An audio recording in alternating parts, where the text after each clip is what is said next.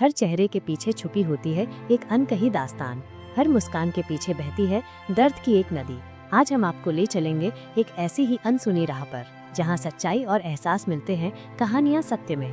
मेरा नाम पलक है। मेरी जिंदगी हमेशा से दूसरों से अलग रही थी। जब तक मेरे माता पिता जिंदा थे तब तक सब कुछ ठीक था, लेकिन उनके गुजरने के बाद मेरी दुनिया ही बदल गई। मेरे पापा पहले ही चल बसे थे और माँ के निधन के बाद मुझे अपनी शादीशुदा बुआ रचना के घर जाना पड़ा। मेरे बाकी रिश्तेदार दूर शहर में रहते थे, इसलिए बुआ ही मेरी एकमात्र सहारा बनी। बुआ जब तक अकेली थी बहुत अच्छी थी, पर उनकी शादी एक अमीर परिवार में हुई और उनका स्वभाव भी बदल गया।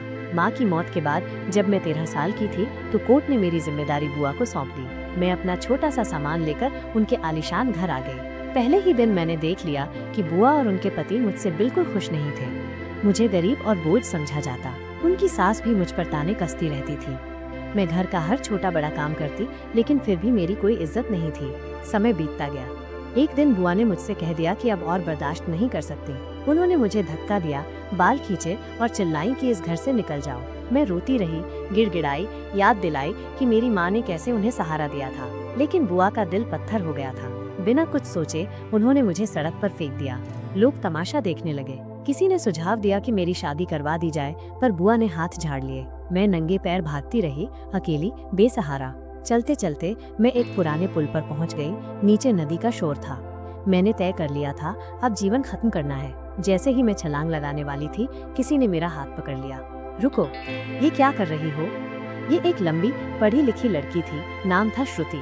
उसने मुझे खींचा और दिलासा दिया। मैंने अपनी पूरी कहानी उसे रोते हुए सुना दी। श्रुति ने कहा, अगर तुम्हारे पास कोई नहीं है तो मेरे साथ चलो। मैं उसे जानती भी नहीं थी, लेकिन उसकी आवाज में ऐसा अपनापन था कि मैं मना नहीं कर सकी। श्रुति मुझे अपने छोटे से घर में ले गई, जहां वो अपने भाई आरव के साथ रहती थी। आरव उस समय घर पर नहीं था। श्रुति ने मुझे पानी दिया, बिठाया और कहा, तुम अब सुरक्षित हो, पर कुछ नियम है, बाहर नहीं निकलना। मैंने हाँ में सिर हिला दिया, क्योंकि मेरे पास और कोई चारा नहीं था। लेकिन जल्द ही मुझे एहसास हुआ कि ये घर जितना शांत दिखता था उतना था नहीं। आरव एक अजीब इंसान था, लंबा, सुंदर, लेकिन हमेशा चुप रहने वाला।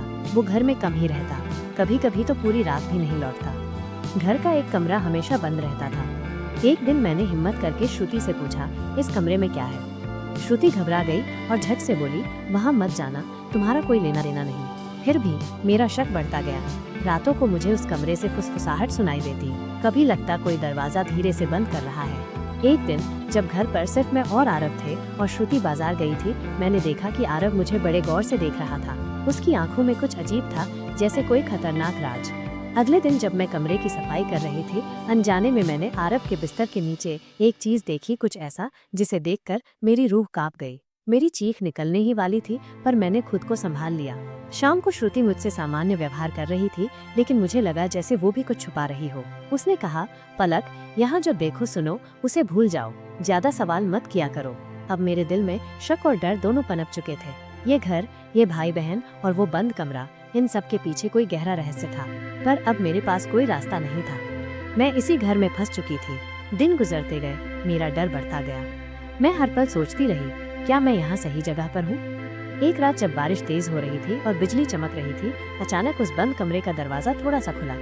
मैं बिस्तर पर लेटी थी, लेकिन मेरा मन बेचैन हो गया। एक अजीब सी आवाज आई, जैसे कोई मदद के लिए फुसफुसा रहा हो। डर को चीरते हुए मैं धीरे धीरे उठी और कमरे के पास गई। दरवाजा आधा खुला था। मैंने झांक कर देखा।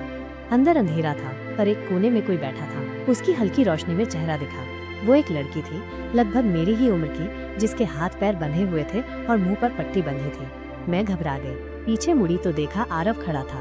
उसकी आंखों में अब डराने वाला गुस्सा था। उसने गहरी आवाज में कहा, तुमने जो नहीं देखना था वो देख लिया, अब तुम्हें भी। वो आगे बढ़ा, लेकिन तभी श्रुति आ गई। रुक जाओ आरव, श्रुति ने चिल्लाते हुए कहा, पलक को छोड़ दो, वो हमारी बहन जैसी है। श्रुति मेरे आगे ढाल बनकर खड़ी हो गई। दोनों के बीच बहस छिड़ गई।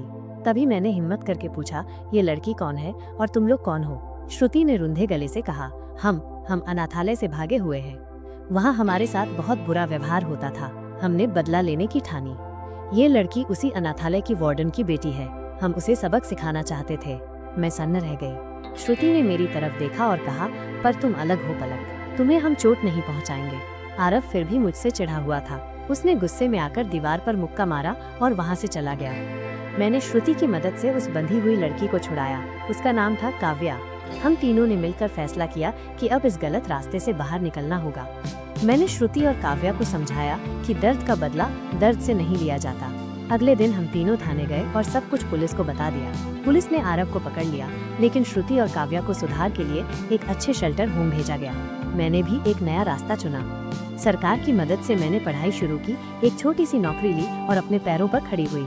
आज जब मैं पलटकर देखती हूँ तो सोचती हूँ, अगर उस रात श्रुति मेरा हाथ न पकड़ती तो शायद मेरी कहानी भी वहीं खत्म हो जाती।